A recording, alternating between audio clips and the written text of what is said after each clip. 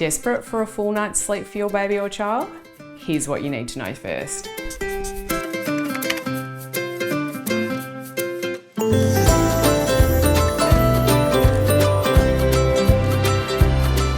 I'm Steph, a registered nurse, mum of 3, founder of Sleep by Steph, and Australia's leading baby and child sleep expert. I'm here to help tired parents like you go from exhausted and overwhelmed to rested, empowered, and confident. In this video, you'll learn about the basic science behind how babies and children sleep and what sleeping through the night actually means. We've all heard this question: is Bub sleeping through the night yet? For a lot of exhausted families I meet, this is actually a really unhelpful question because it gives them the idea that their newborn should be going down to sleep at 6 p.m. and not waking up until 12 hours later. And when that doesn't happen, they worry that something's wrong. The truth is, even adults don't sleep for the entire night without waking. To understand this in more detail, let's look at the basics behind human sleep. For all humans, regardless of their age, sleep is crucial for survival. While we sleep, our bodies and brains are busy growing, developing, repairing, and restoring.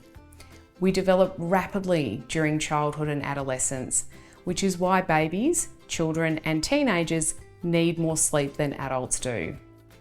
Another thing we have in common is that all humans sleep in cycles, and these cycles vary in length depending on our age. A baby or toddler's sleep cycle is about 45 minutes long. When they're around 3 years old, they tend to sleep in cycles of around 60 minutes long. And by the age of 5, their sleep cycles tend to be about 90 minutes long, the same as in adults. Each sleep cycle is made up of different types of sleep: non-REM sleep, or what we call deep sleep, and REM sleep, aka light sleep. Both kinds of sleep are important. During deep sleep, you'll notice your little one lying still and breathing slowly. This is when they're sleeping soundly. During light sleep, however, you may notice your baby or child moving more, breathing more rapidly, making noises, and even opening their eyes. What often happens here is we think our little ones are awake, but they're not. At the end of each sleep cycle, all of us become more alert, very briefly, before we enter the next sleep cycle. Newborns tend to drift into the next sleep cycle easily, unless they're hungry, in which case they'll wake fully for a feed. Around 4 months old, sleep cycles start to evolve, and the arousal period at the end of each cycle is more pronounced. It's at this point that they're more likely to wake up fully after one sleep cycle if the foundations aren't in place for them to settle themselves back to sleep. So now we understand a bit about how babies and children sleep, we can go back to the definition of sleeping through the night. You know that everyone goes through that period of arousal at the end of each sleep cycle. So sleeping through the night isn't about sleeping for 12 hours straight without waking at all.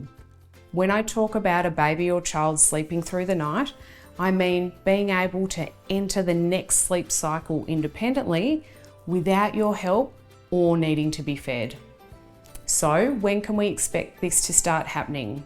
Well, a healthy little one's only going to stop waking to feed overnight if they've had the calories they need during the day in the form of breast or bottle feeds plus solid meals. This is usually doable when they're around 6 or 7 months old. After that, it's all about making sure that the other safe sleep foundations, such as environment that support peaceful sleep, are in place. I hope you found this video helpful. Like and share, it really helps the channel reach more families and spread our message that baby and child sleep can be safe, simple, and straightforward. And don't forget to click the bell and subscribe to be notified when our next video goes live. For more sensible, straightforward, safe sleep advice and resources on getting your family the sleep that you all deserve, explore my video playlist and visit sleepbysteph.com.au.